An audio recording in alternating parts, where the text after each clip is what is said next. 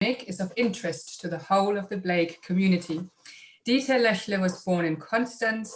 After studying English and art history at Tuebingen University, Oxford and Cambridge, he stayed in Tübingen, where he has practiced his art ever since, taking inspiration from the town, the Neckar River, and William Blake.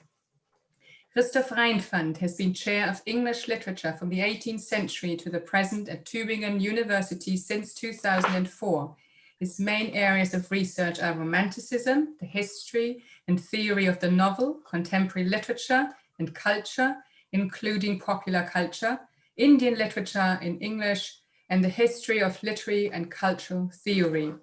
Christoph also works on Blake's reception in music. Tonight's event is in 3 parts. Christoph and Dieter will take turns.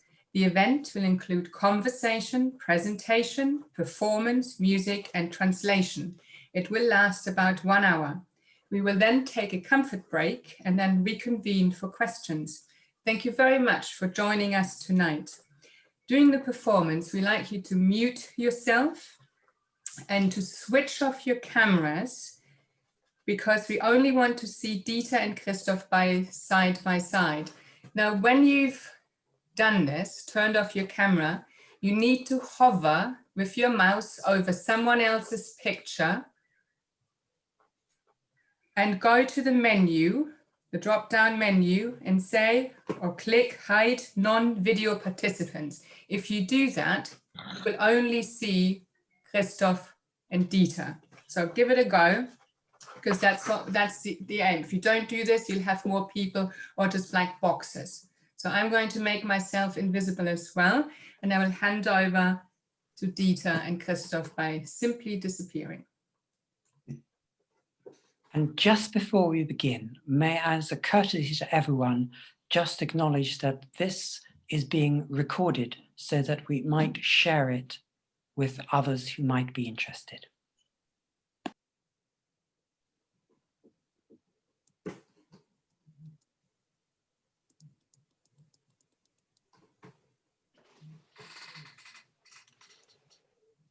So you have to switch off your camera and then go on somebody's black box, which you'll be able to see. Hi, Icicle. And then go to there's a drop-down menu. That's the 3 dots. Oh, yeah. And then you click on that. And then it says,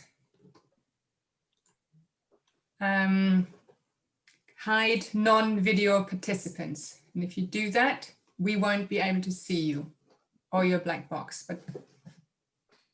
And important is that you mute yourself as well. So it's the 3 dots in the right-hand corner. You go.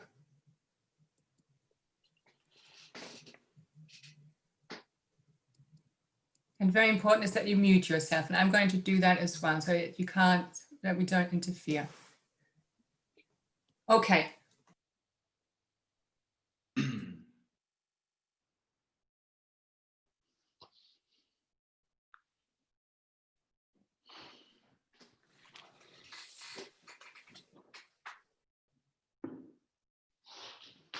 Okay.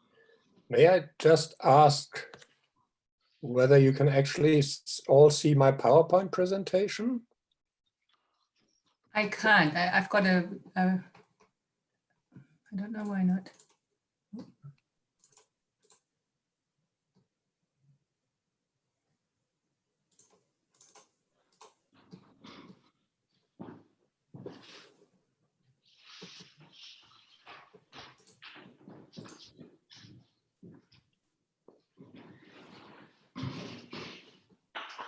Was ist jetzt los?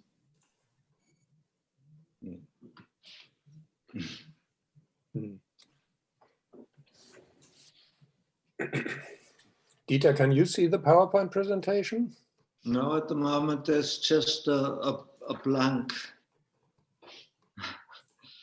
in the middle. So. Sorry, we did rehearse this early and it did work.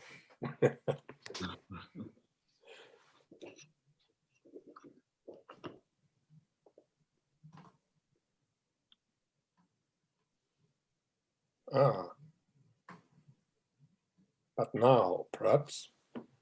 Yes, I can see it. Yes. Right, I'm going to mute myself. Over to you. Right. So perhaps I will say the first words by just offering a disclaimer. Dieter and me haven't done this on Zoom before. What we are normally doing, and only rarely so, is convene on the Neckar shore, as you can see here, and talk about Blake. So we will try to somehow, or I will try to illustrate some of the things that Dieter will be talking about with the help of this PowerPoint presentation, and I hope that it will work out. But as I said, we haven't done this before, so there may be some glitches in the synchronicity of our performance. We want to basically talk in 3 chapters, you could say, and the first one actually follows up from a motto that Dieter used for his decisive step from an academic engagement with William Blake to an artistic engagement with William Blake, which was, interesting, an exhibition at the University Library in Tübingen called Roofed In from Eternity. Did that work out? Can you see that? Nobody. Yes. Yes. Yes. Good. Right.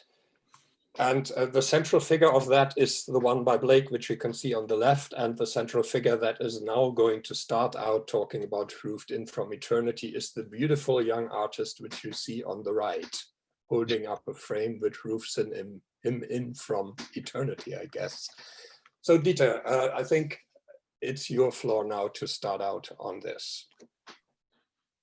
Well, the story began, say, in the 1980 when I was in London for a year as a German language assistant and visited the Blake exhibition. I had been initiated to Blake before in Tübingen by the man who brought me to painting and art is Martin Schmidt, and he's head of the drawing department of Tübingen University, and he's also at the time was an admirer of Blake, and obviously my academic teacher Hans Werner Ludwig had made the academic initiation, and so my visit to London and seeing the Blake originals alive and starting to get more involved with that, and that a process started where you had the academic side. I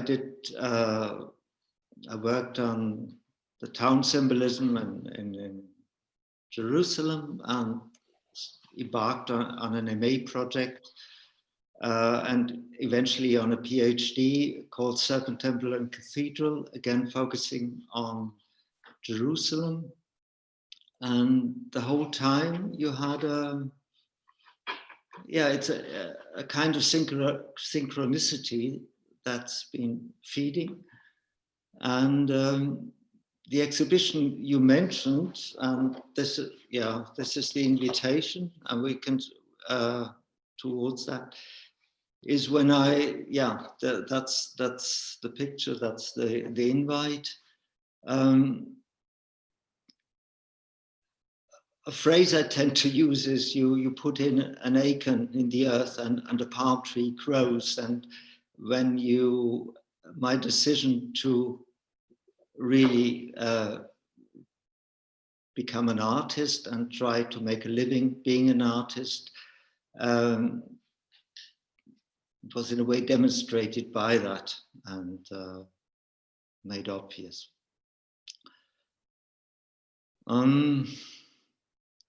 Now it's a complicated process, obviously. Or maybe you can show some of the works that. Starting with. If you move down a bit. This one. This one, and maybe the reception of it. So part of my work was, exactly. In fact, I was paraphrasing in a way, taking inspiration from Blakean pictures and in a way translating in my pictorial diction.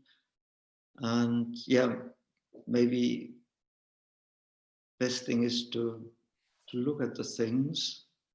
If we move down a little bit further.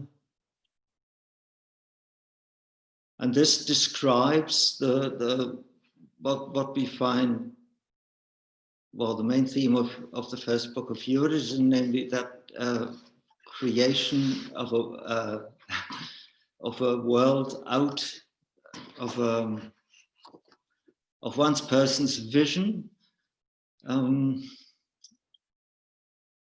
and the kind of birth that ensues, and which in the book itself is it's like a double. You see, it's getting complicated. Maybe you take in the pictures rather than too many comments from my side on it.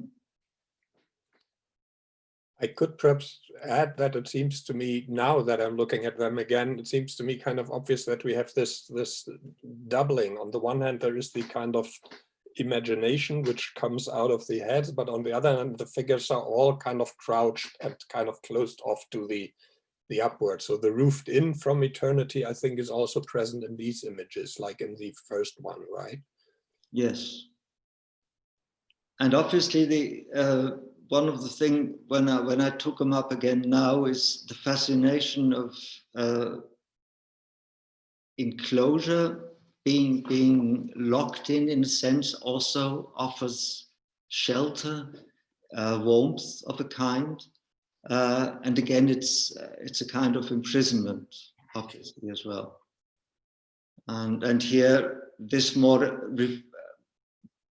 Blake has, as I said, it's the changes of Urizen that he comments upon and tries to picture, but also the changes of loss, and here it's the separation of man and female that we find transcribed. Yeah. If we move a bit further down, we have one more. I think that's also the invitation card, right? That we have this famous image by Blake. Yeah, I mean, yeah, it's the kind of what I'm reacting to this. This, right? Yes. Yeah, one aspect which struck me here is, and if we maybe compare it to the locked-in figure, which we also have in our canon, you see a couple situation. You see also a kind of closed in, but also opening up as a couple. Whereas the other figures I pictured are really locked in. And this here is, of course, the original sort of locked in figure that also figures on the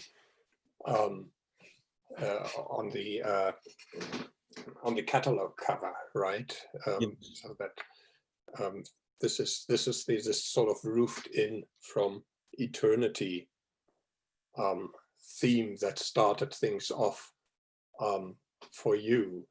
What strikes me, if I have to sort of respond to that, is that this turning point from an academic interest in Blake to and one should really probably call it an existential investment, I guess. So because your whole artistic practice, and I only came when did I come to Tübingen? 2004. So by then you had already, I think, more than 10 years of this kind of Blake influenced artistic practice behind you. This kind of turn towards an existential investment, which I think can also be nicely seen in all the figures, right? So when you go to these are all kind of figures in existential archetypal situations, you could say, is of course something that for me somehow didn't happen, right? I'm an academic. And so my existential investment at least doesn't manifest in my academic practice. And similar to you, I can kind of report on how I got to Blake, and it's kind of striking in one of those fateful moments that the very first poem that was ever presented to me when I picked up my studies of English literature was Blake's London. And as it turned out, it was presented to me by a then very young tutor at the English department in Kiel University, who in the long run would turn out to be my PhD supervisor. So there is something fateful going on here. Then for a while, Blake just popped up occasionally, but when I wrote my second book on the continuity of romantic communication, there was for a very long time a chapter project which was supposed to deal with how Blake was sort of continually reinvented, refashioned until he ended up in recent pop music and Beat Generation poetry and so on. And for reasons which retrospectively I cannot fully reconstruct, but I guess were fully only pragmatic, I never got to write that chapter. I spent a lot of time collecting material, but at the end in the finished book, the chapter wasn't. And I didn't even start to write it. So I was sort of sidetracked into other chapters, apparently. So what happened is that when I really became a fully fledged academic is that Blake popped up as teaching material in various formats, either on his own or as part of lecture courses on Romanticism and so on. And while I was doing that, I had a sense that as opposed to other Romantic writers which I was teaching, or basically as opposed to most other writers that I was teaching, there was a problem with academic investments in Blake. And when you look at the Blake research, it basically very roughly falls into two camps. On the one hand, you have a very theoretically advanced way of reading Blake. At the time when I got into academia, heavily inspired by deconstruction and post-structuralism. And on the other hand, you have this highly specialized historical research into the material and political conditions of Blake's work, and neither of which can be taught easily, I think. So my problem was always that I had a much more immediate relationship to Blake's work, and somehow what was available in terms of academic material didn't fully fit that. So what can you do about that? One is that when I met Dieter, I think in 2008, in the times when it was still possible to do very flexible things without paying attention to module handbooks and stuff like that, Blake actually taught a seminar which was more like an artist's workshop on the scattered body. And there was only few students taking part in it, and they all seemed to have been severely and personally affected by what they learned there. And in those days, they could even get credit for it, right? So that was one possibility to create this more direct sense of Blake. And I've also visited Dieter in his workshop with students occasionally. Only this year, actually, I had a sense that I was teaching Blake in a way that was satisfactory to me. And that was basically brought about by Corona, which led me to look for something which gives stability to what the students get as input. And I turned to Sari Makdizi's book, Reading William Blake, where he tries to identify key concepts in Blake's work. And it occurred to me while we were discussing many of the chapters and the Blake text, that many of these key concepts in Blake's work are actually also the key concepts in making the trajectory into a direct experience of William Blake for today. So the key terms for Blake are also sometimes the key terms for today. So if I'd had to sum up that, I think that my investment in Blake is kind of opposite but complementary to Dieter's. It's certainly not existential, but it is more fascinated by what I would perhaps call the prophecy of process that Blake stands for in my understanding, that he, for reasons which we don't fully understand, was completely alert to the media environments and media mechanisms that were only beginning to emerge in the late 18th century. And he already fashioned a very autonomous position for that. So that I think that is the thing about Blake that interests me. And That's also why I'm then interested in how this practice of details, which seems to in many respects also be kind of similar, right? That there is an attempt at fashioning printing processes with these, I don't know what the English term for it is, this Moosgummi. So these rubber prints, which in your early phase were very prominent, that seems to be a parallel here to what Blake has been doing, having a very, very idiosyncratic way of print technology at your disposal. Yeah, this is certainly a similar. One of the similarities I see is the mania, the impulse to find new ways to getting printing, but also getting word and image together. But I just thought, if we look at the list on our PowerPoint, if we could just move down to number 8 and 9, that would make the picture a little bit more complete of what I meant with the locked in and comfort ambivalence, say, that I tried to denote, and then the further one with when you had the figure that Blake inscribes in a rock, and This one? yes, and what I want to point at is the kind of maybe radicalization, or that you take up an impulse, a figurative impulse in the Blake original, and you translate it in your own writing, as you all painterly diction, whatever, however you want to name it.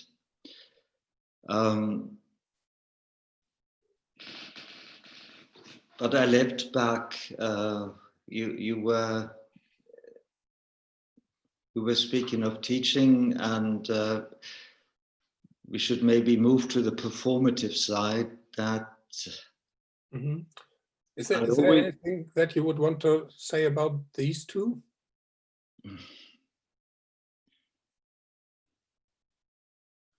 Well, the one on the right, again, yeah, what I already mentioned, that ambivalence of being in a almost neutral situation, and offering shelter, of course, but obviously also offering limitations.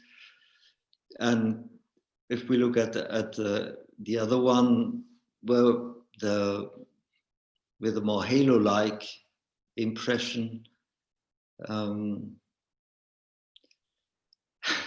that brings another field that is important for me, but not easily illustrated, namely that there is also in Blake an analogy of body language, the body and the face, the head, and that they comment on each other. And yes, well, maybe we can leave it at this. Right, and I would suggest that we move forward to the second chapter that we thought we would talk about, which we called somewhat playfully Blake mantras. And this is basically, there's a last one perhaps that could be mentioned. This one here, I think, is again to come back to the opening motto, roofed in from eternity.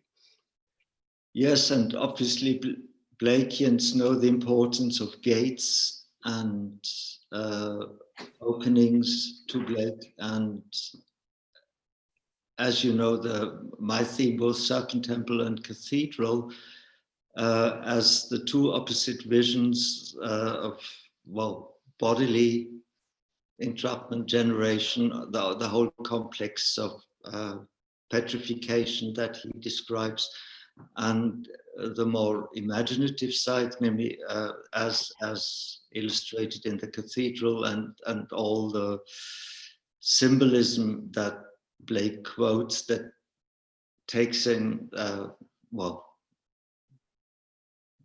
the New Jerusalem, the vision of the biblical visions. But again, we're getting into deep water. I was thinking when I put this in this morning into the PowerPoint, I was wondering whether the plate for London in the Songs of Experience is also somehow in here, where this old man is sort of led towards the door. That was something that occurred to me when I saw this. I think I hadn't seen this one before, actually, or at least not consciously. At the time, I tried to publish 2 graphic series, trying out new techniques, and this one was what we call original offset lithography, namely you paint on foil, on plastic, and then print it in the offset way. And we made 2 graphic editions with that. Okay. Right, shall we move to the Blake Yes. mantras? Here's the first. So these are texts which figure prominently in Dieter's life, I should probably say. Yes. The first one from the 4 Zohars. So man looks out in tree and herb and fish and bird and beast, collecting up the scattered portions of his immortal body into the elemental form of everything that grows.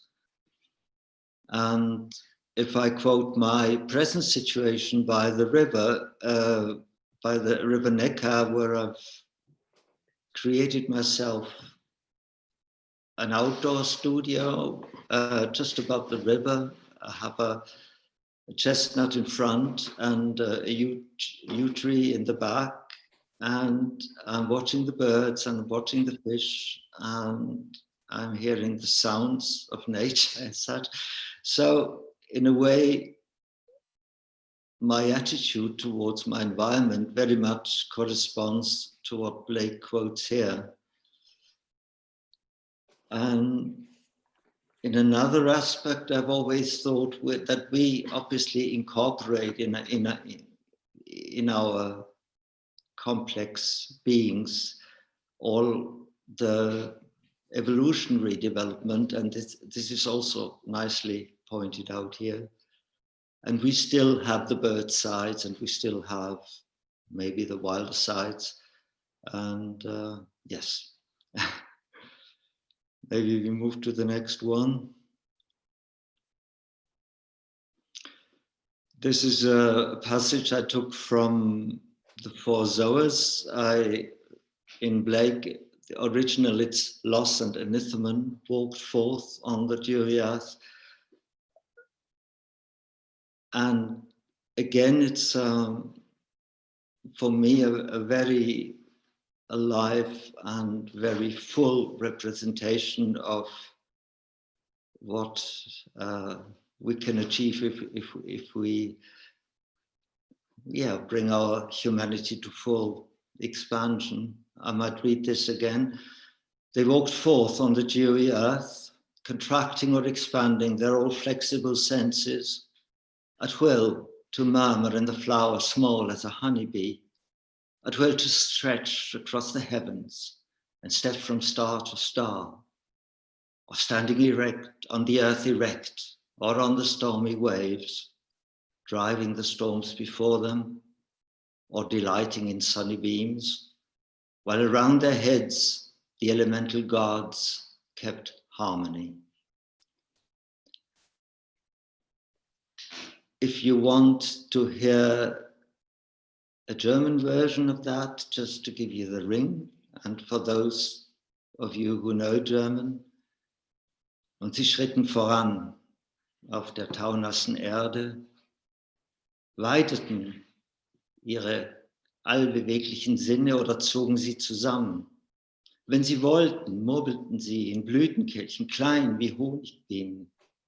Wenn sie wollten, streckten sie sich über die Himmel und schritten von Stern zu Stern oder standen aufrecht auf der Erde oder den stürmischen Wellen und trieben die Stürme vor sich her oder genossen die wärmenden Strahlen wenn um ihre Köpfe die elementaren Götter Einklang hielten. And these movements, what we call them when we talked about these passages, I call them mantras because in reciting them, but also in translating them, they, yes, they give you a special sense of existential resonance, which then again melts in the overall artistic process, or how I've seen, how I'm proceeding generally, let's say, which is a very integral way,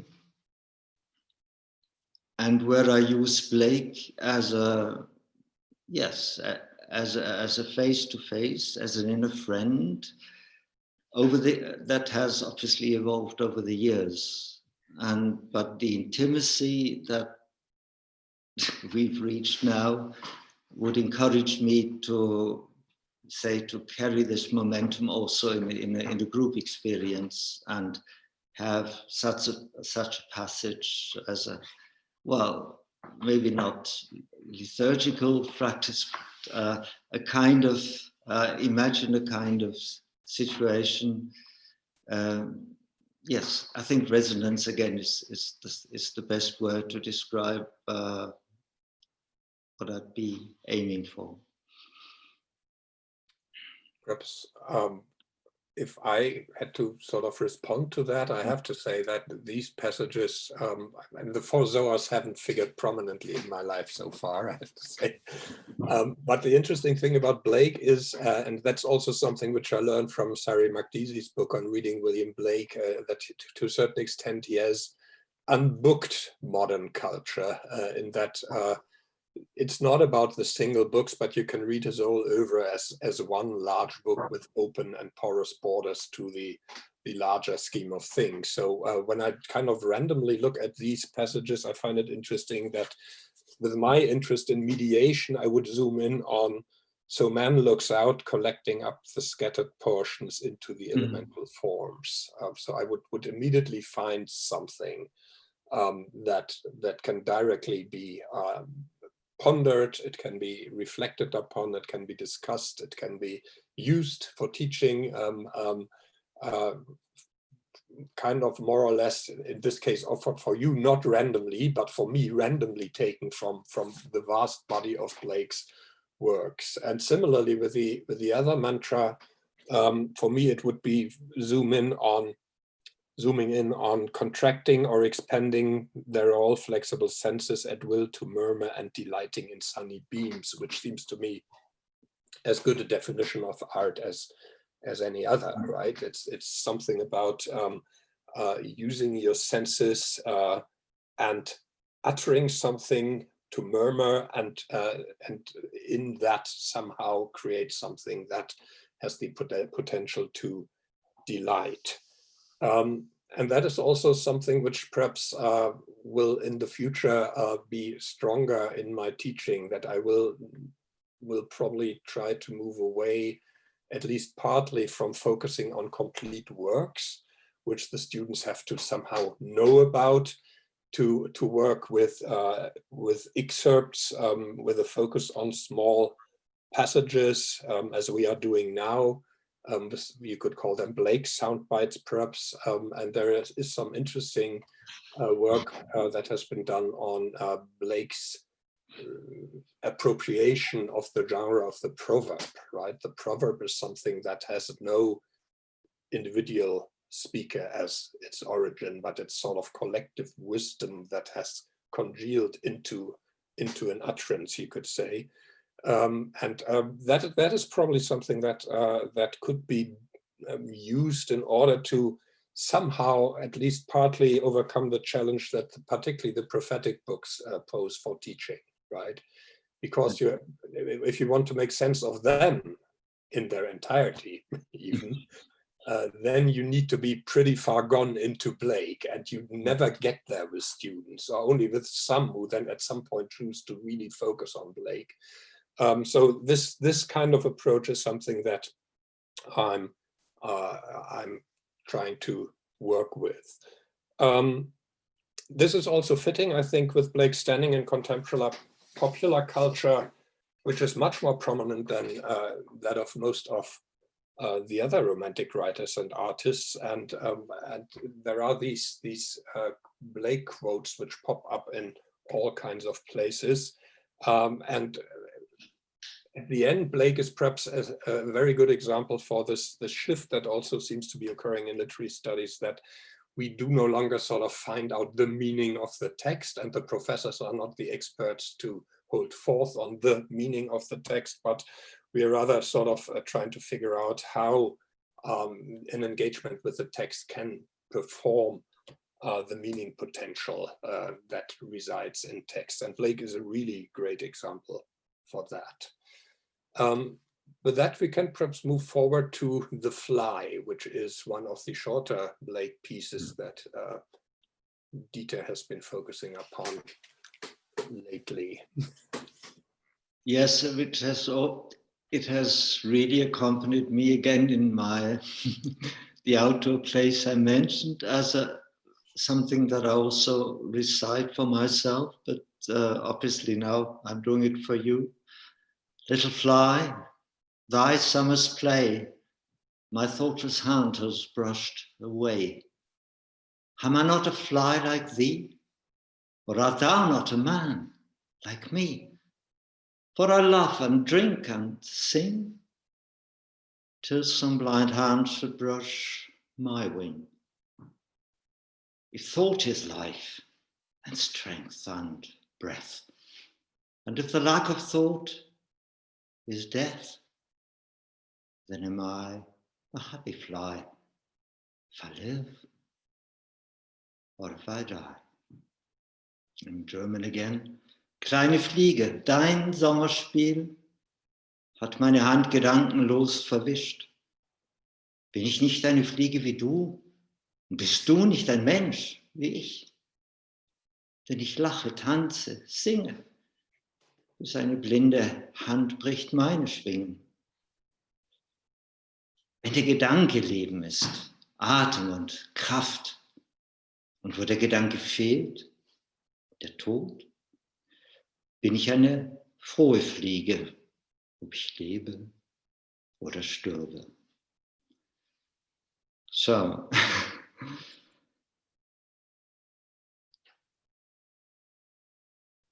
I think if I imagine a seminar or a kind of workshop that I could wish for, then translating chosen texts would in maybe several languages even, would something I'd find really tempting, and that would also get you close to or closer to the text than you normally get. You mentioned the Proverbs again. If I can add this, I have a vision of a kind of gathering, of a meeting, of a seminar called Calendarium, corresponding to my, and there again the Proverbs would be a good currency, say, to enter into a deeper communication about Blake, I think. Yes. Well, all this ties back to this notion that I had earlier, that it's about performing the meaning potential, right? And you can do this by reciting, and I noticed that you kind of changed the text a little bit here and there to make it better for you to actually recite, I guess, and then by translating it, which I think is an interesting, and it has a very great potential.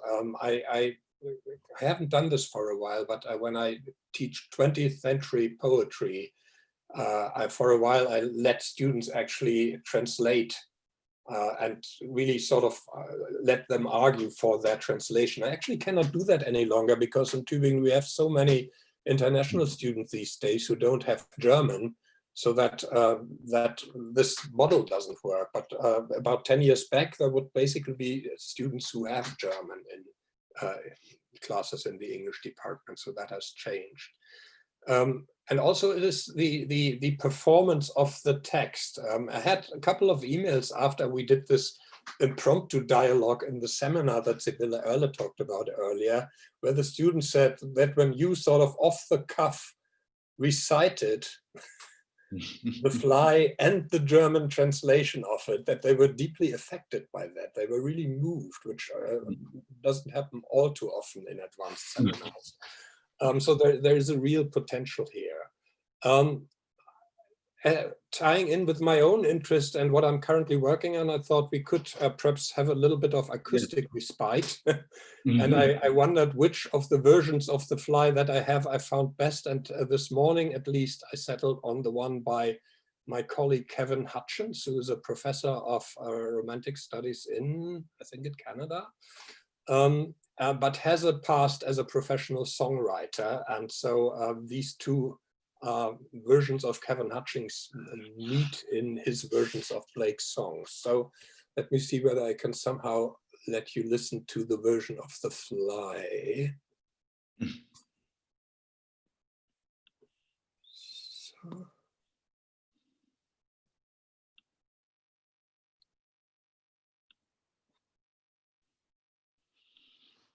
For I dance and drink and sing till some blind hand shall brush my wing.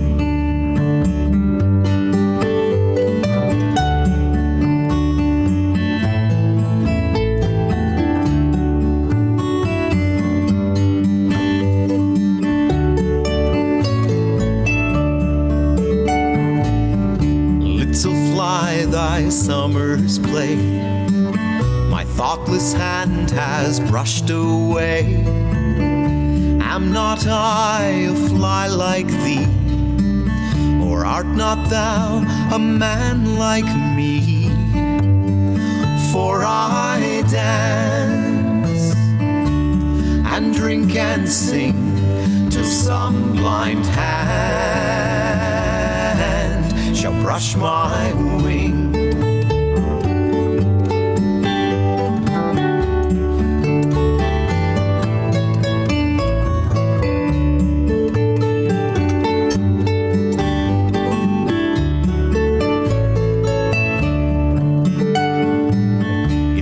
Is life and strength and breath, and the want of thought is death, then am I a happy fly, if I live or if I die.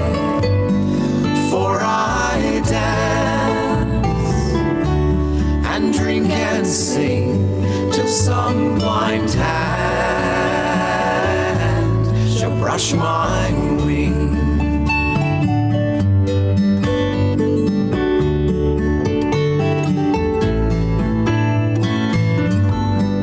For I dance and drink and sing till some blind hand shall brush my wing.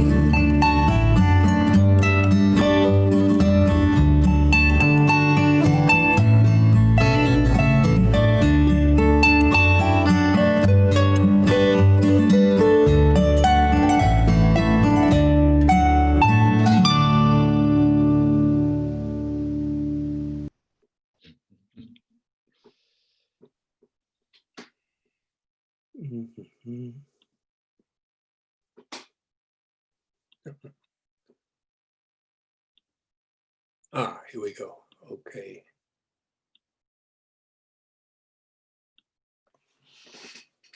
I hope you could all hear that, and I'm not quite sure. Apparently you could. I'm not quite sure what you see from my screen whenever I do something, but if you saw my iTunes Music window at some point, you see that I could go off on a tangent here and talk about various versions of the songs in all kinds of genres. And the question is, which ones are, for me, good at what point and why? And these are the kinds of questions that I try to put on a slightly less subjective basis by wondering about the kind of genres. I mean, this was a kind of very, very classicist folk arrangement. There are much rougher folkish arrangements available. There are rock arrangements, and I'm interested in what the musical styles are doing to the engagement with Blake's texts. And with that, we are actually talking about performances. And I'm kind of wondering whether the PowerPoint is still visible, is it? Dieter, No. do you see Not it? really. Not really? Okay, there we are. Apparently, if I choose the one, then the rest goes away or something. The hazards of Zoom. But now, right? Yes, Yes. no, back. Thank you. Okay, performances. We collected some remnants of various performances, and perhaps Dieter can just comment on some of these. Yeah, again, how can we describe the phenomenon? The idea, or my impulse, was to share up.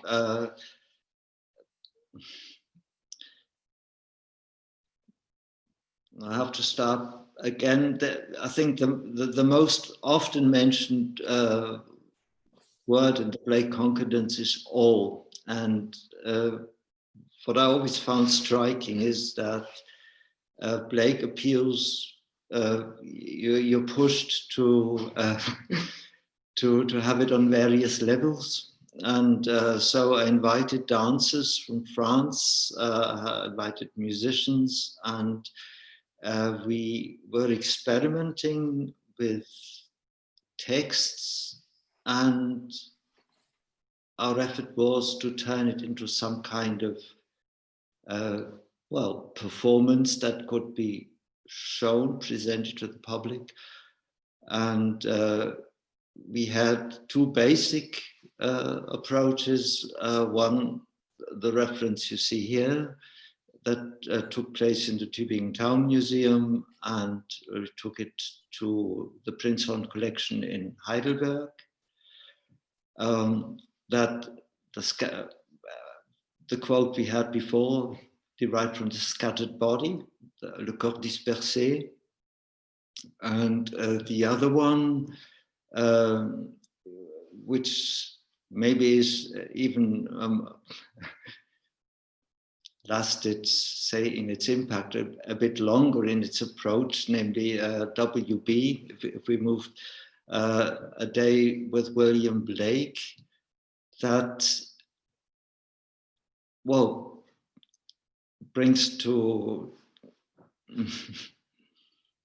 rings, it's a pun, if you like, if you take Blake's initials, William Blake, WB, and you write it out, and you take it as a proposition to be two, and to take Blake's wisdom, his phrases, his attitude, but also the pictorial side he proposes, and again bring it into a kind of resonance that brings in music, dance again, and recital, and obviously also the visual arts. And as complex as it may seem, this impulse seems to be going on. And so at the moment, I'm trying to, well, maybe step from the performative side to that, what I would call a social project, namely inviting people, but on the same note that you bring in the proverbs, you bring in certain visions on life, on how you could set Blake's concept into our everyday and share this with a group of people. Yes, maybe so far.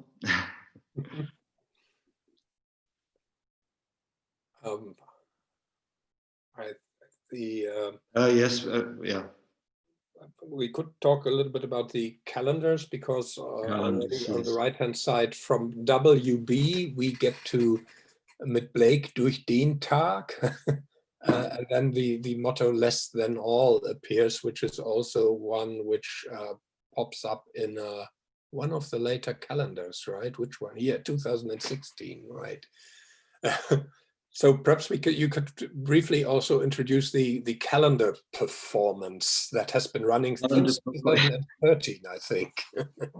That was a platform, say, that was offered to me by at first instance by my son David, who's working in calendars, and he gave me the possibility to create a calendar where I used my imagery combined with Blakean proverbs. And this principle took me over seven calendars in all that grew from that. And yeah. And some of them have actually, I mean, here I think we have, it's actually called Proverbs by William Blake in 2013. Glad Day is a Blakean title, Yes. Less than all. But then we see that you are to a certain extent emancipating yourself. But the overall mode, I think, is still very much connected to the starting point. So whether there is a Blake quotation or not, I think it works in a similar fashion. Here's the 2018, and I think the latest one doesn't have an explicit connection to Blake. 8 days. There was one more that quoted "wilderness of joy" as a phrase that I just liked, and which is very evocative. And I think we could call it textual poaching. This that you react to certain phrases that have a ring.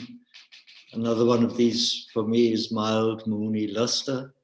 Again, the fascination. I don't know what an English-speaking person feels like that, but for me, it has a lovely ring in a overdetermined fashion, you could say. Yes.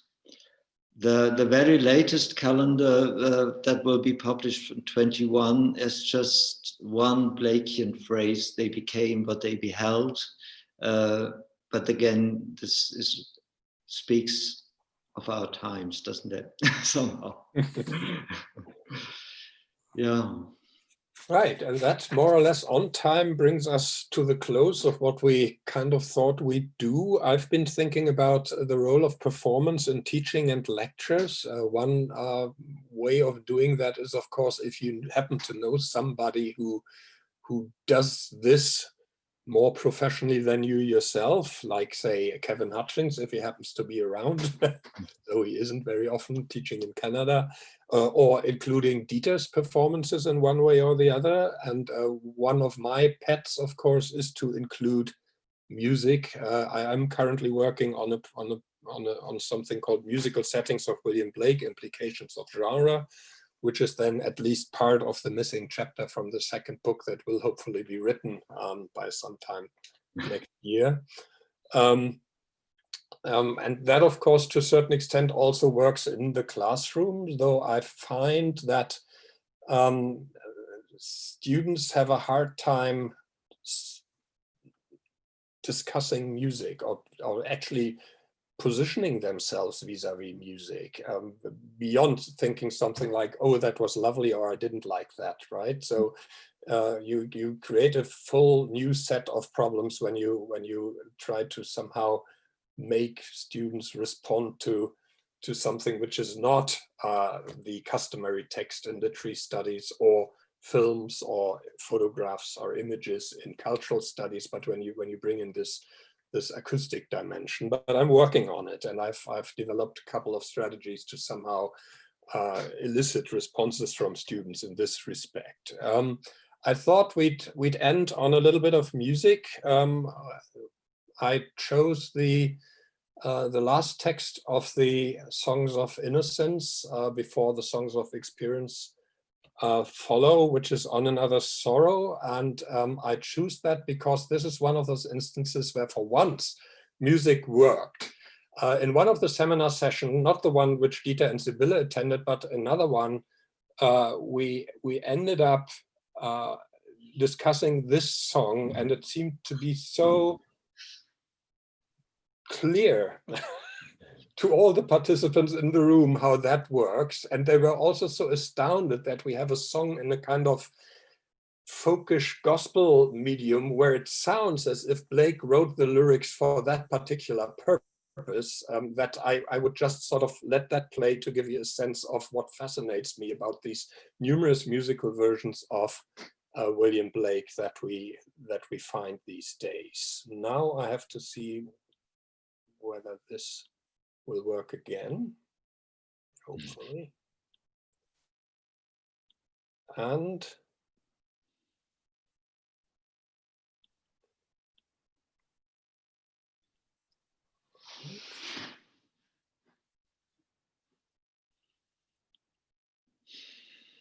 so here's On Another Sorrows from Martha Redbone's Root Project, a folk project on William Blake's songs.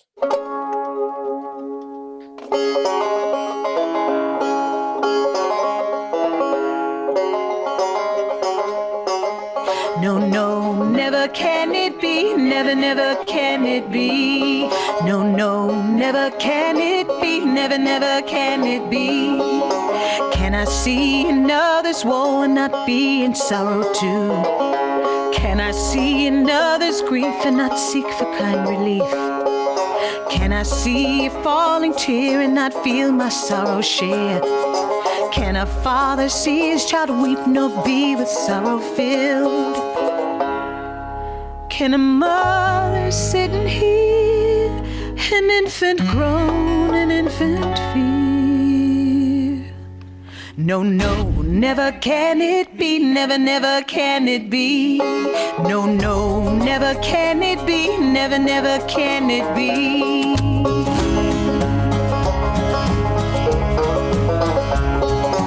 And can he who smiles and all hear the wren with sorrow small? Hear the small birds' grief and care, hear the woes that infants bear, and not sit beside the necks pouring pity in their breast, and not sit the cradle near weeping tear on infants' tear, and not sit both night and day wiping all our tears away. Oh no, never can it be, never, never can it be. Oh no, never can it be, never, never can it be.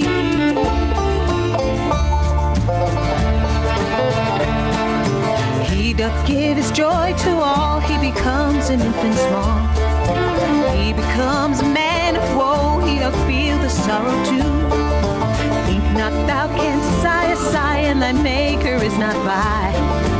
Think not thou canst weep a tear, and thy maker is not here. Oh, he gives to us his joy, that our grief he may destroy. Till our grief is fled and gone, he doth sit by us and moan.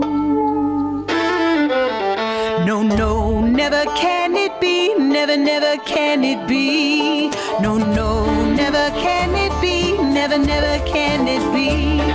No, no, never can it be, never, never can it be.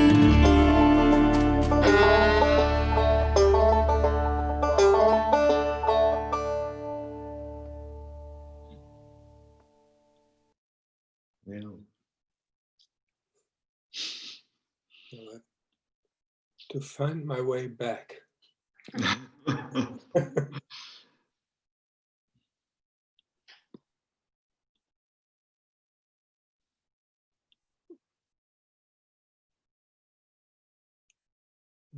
Hang on, I'll be with you in a moment.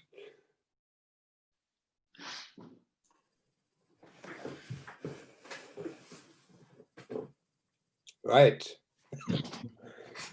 Sibylle is back. Is the PowerPoint back? Yeah. All right, okay. Right, I think that was it from our part. Sibylle said that we would do a short break before we take questions. Yes, but I'm also inviting everyone to return and clap. In how many minutes? Well, let's clap first before we have the comfort break. So thank you very much.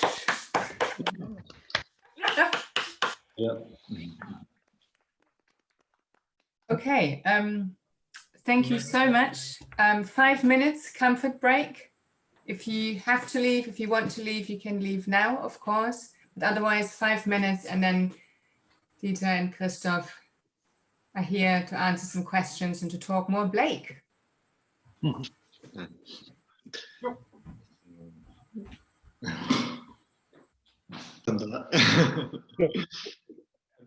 is more is also that, of course, on the Neckar famously lived Hölderlin, one of the eminent German poets of Romanticism, who also had a very, very eccentric position to the canon of German poetry. So the two of them, I think they never even heard of each other, but to have these two figures linked through rivers having neck in their names is intriguing.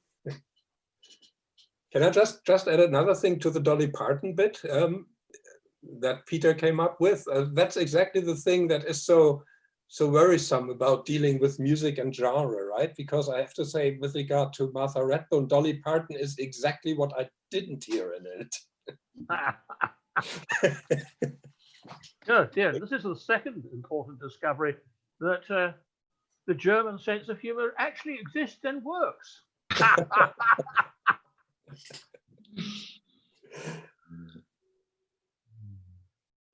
Any more comments or questions?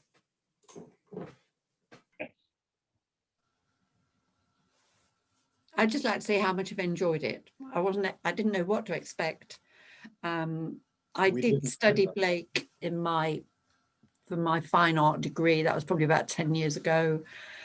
I think I became a member of the society about 5 years ago. I'm not academic about him, but I've seriously enjoyed today. I want to say thank you to our German cousins for coming so close and speaking such fine English. Thank you. It's been fabulous. I feel vivified.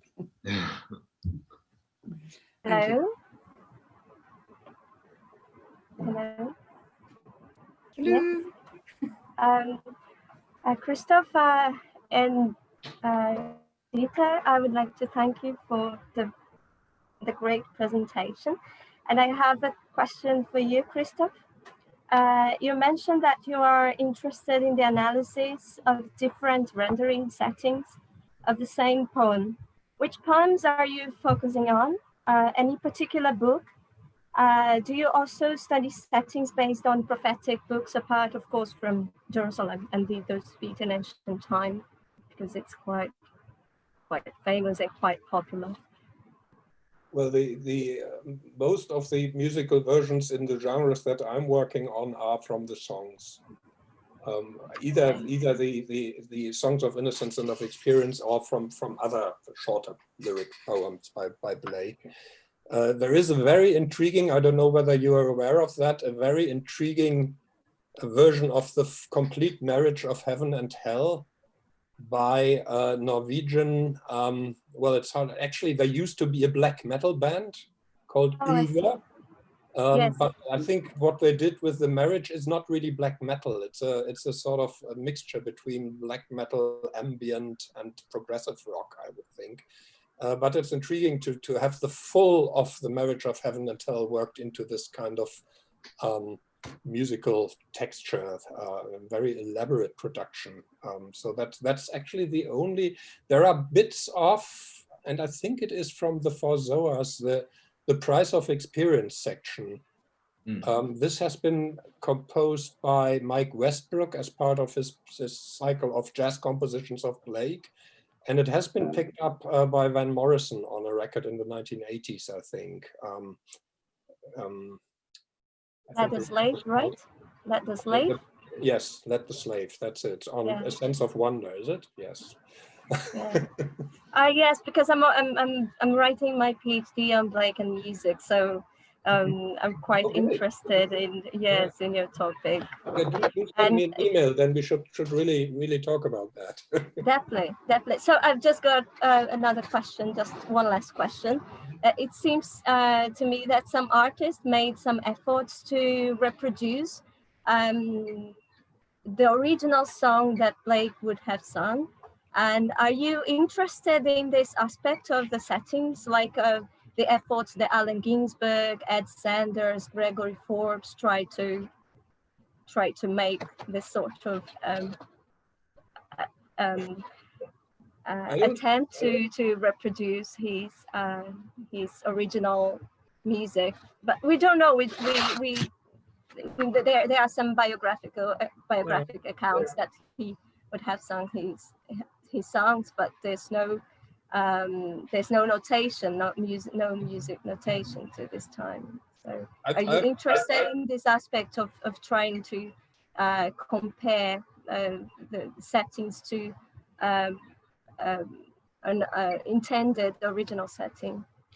Well, I think there is no original setting, right? We have someone, I can't quite remember who it was, Jill Christ or somebody, who said that Blake would sing his stuff, but that's about all that we know about it. And so I think there is no original that you can aspire to. What strikes me about the Ginsberg versions is that I'm kind of disturbed, let's perhaps say, that somebody who is a poet can sing so arrhythmically. I think there's a real problem with timing in Ginsberg's versions, and I don't know how that can happen when you're actually normally working with language in a way that's supposed to somehow get what's going on. I find it really hard to listen to, I have to say. Yeah, me too. That's it. Thank you very much. Some people would have been at our last Zoom event a few weeks ago, which was a Blake quiz that I ran. And there was indeed a music round in that, in which I asked people to identify who the band or the musician were who had adapted the song. And Ginsberg's was one of the answers to that. And I agree. I have a lot of time for Allen Ginsberg generally, but his Blake adaptations are horrendous. But I wanted to stick up for Dolly Parton for one thing in herself, but also thank you for drawing our attention to Martha Redbone, who I was completely unaware of. I thought that was terrific. Yeah. And, certainly be following that one up. On the going off the musical side of things, there was something that I think Dieter said about some of his artworks, which struck a chord with me, in that I think you said some of the depictions of being locked in or pushed down perhaps could also have a feeling of safety. And it strikes me that there is often that ambivalence in Blake about creation and physical existence, that it seems quite negative how humans have been created, and he seems quite negative about our reduced perceptions. But then he'll also drop in lines about the creation as it is being a sort of merciful act, that it could be a lot worse. I don't really have a question, just wonder whether that strikes a chord with your views on Blake. Yes, I think the whole, what I found fascinating, one of the many things I find fascinating about Blake is this intense, by artistic and by linguistic, by verbal means to get really very close to our psychic states, to give us This is why I always try to deduce some kind of recipe for our everyday. What can we learn from these propositions? And he, by giving us these pictures and by giving us these words and being torn apart, and suffering and going mad, and on the other hand, with this four Zoas analysis, that we are several, all this is very exciting and very close to the edge, sort of, if you understand. Could perhaps add that what I found particularly striking about Sari Makdisi's analysis of Blake is that the being hemmed in from eternity, according to Makdisi, would really be an effect of the standardized mass reproduction of printed texts in modern culture. And that's exactly what Blake's procedure sort of rebels against. And so it's something that ties in with my academic interest, this theme and intuition of details.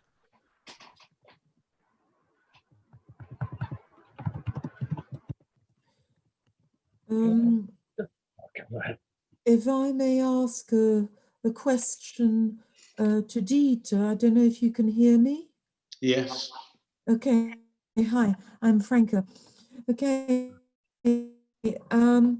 Dieter, I found your pictures fascinating, I have to say, and looking at them, yes, you perceive the Blakean influence, but I was also put in mind of, German artistic influences. When I saw some pictures, I thought, oh, that makes me think of Kate Kollwitz a bit. That makes me think, perhaps of, German expressionism a bit. So I was actually curious about to what extent has Blake played a part for you in understanding perhaps German artists differently, German artists who matter to you.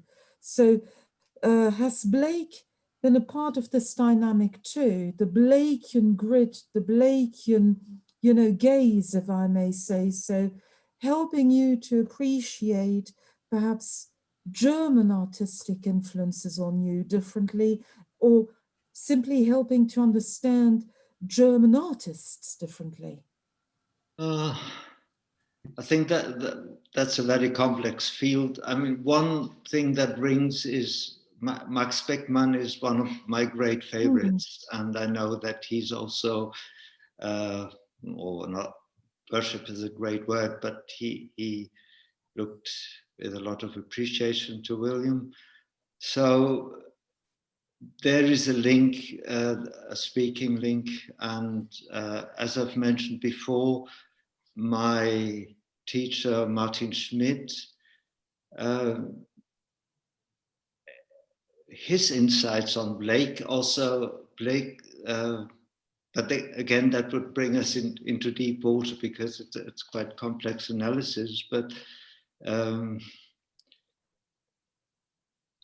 if my painterly diction, I've been influenced by Monsieur Matisse just as much, and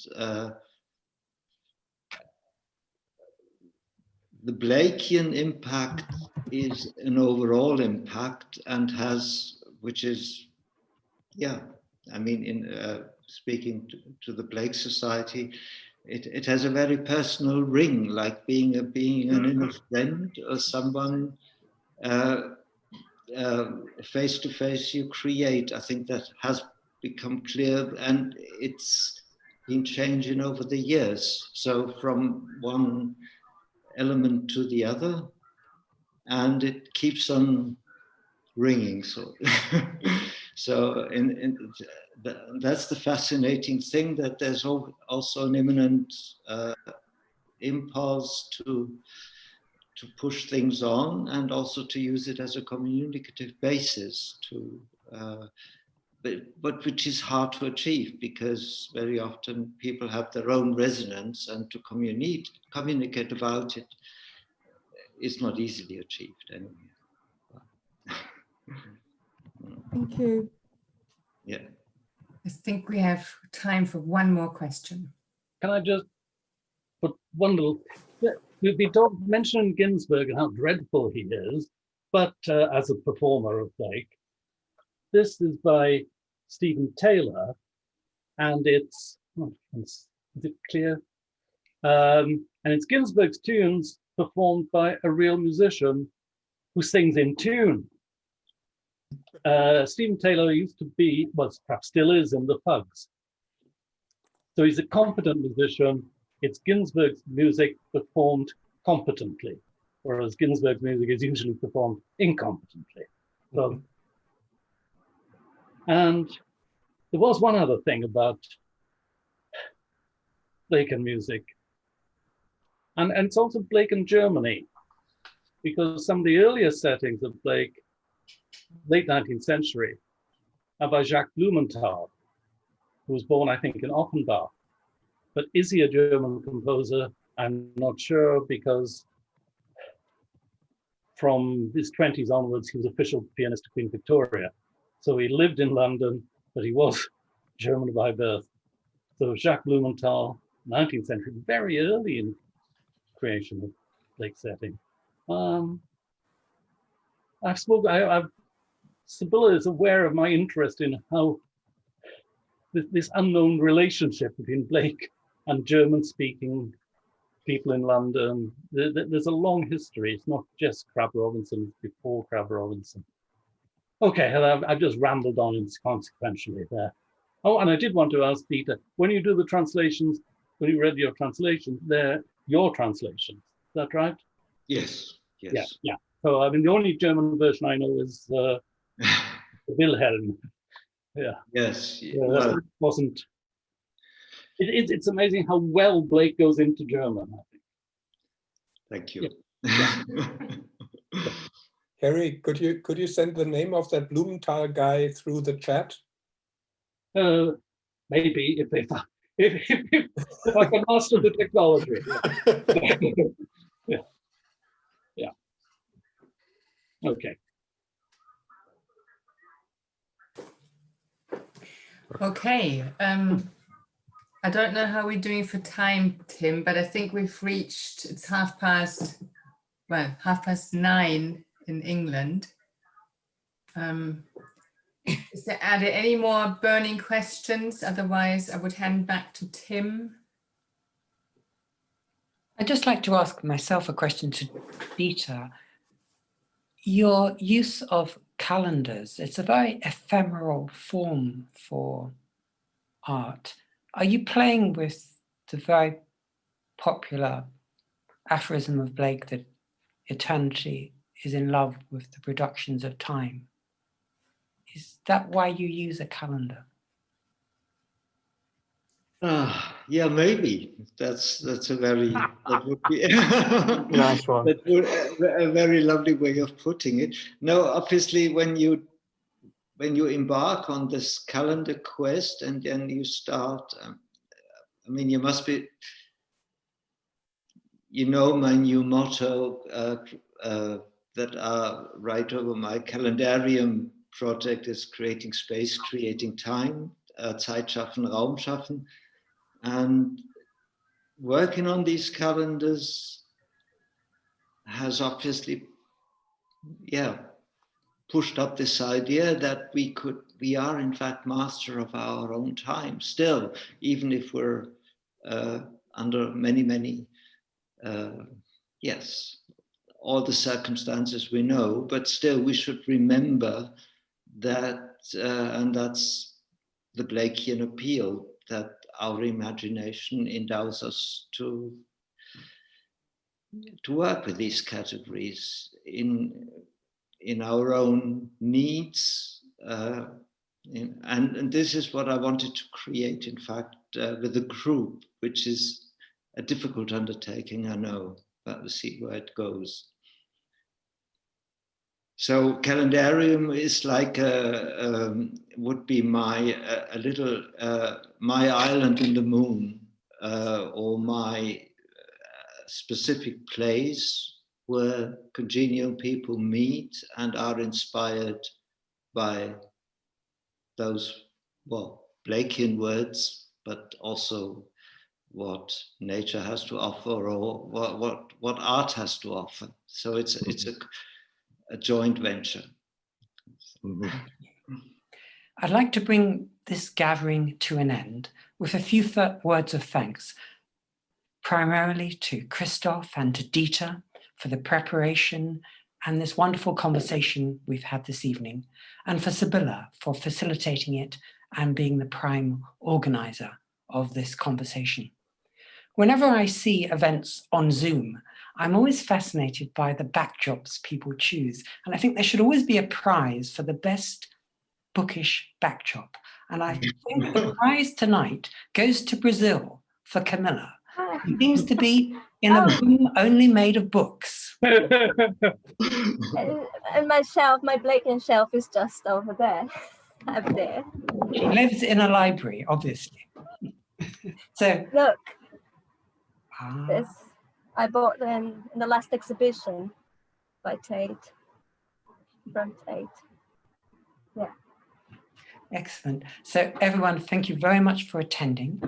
Our next event will be in November, which is a musical event, and more about that in our next newsletter. If you're not receiving our newsletter because we changed our technology a year or so ago, then please do contact us and we'll add you to our newsletter. So with that, and thanks to everyone and to everyone who's attended, I'm going to bring this meeting to a close. So good night and thank you. Good night. Thank you. Good night. Good night. Good Thank night. you. Good night. Thank you. Thank you.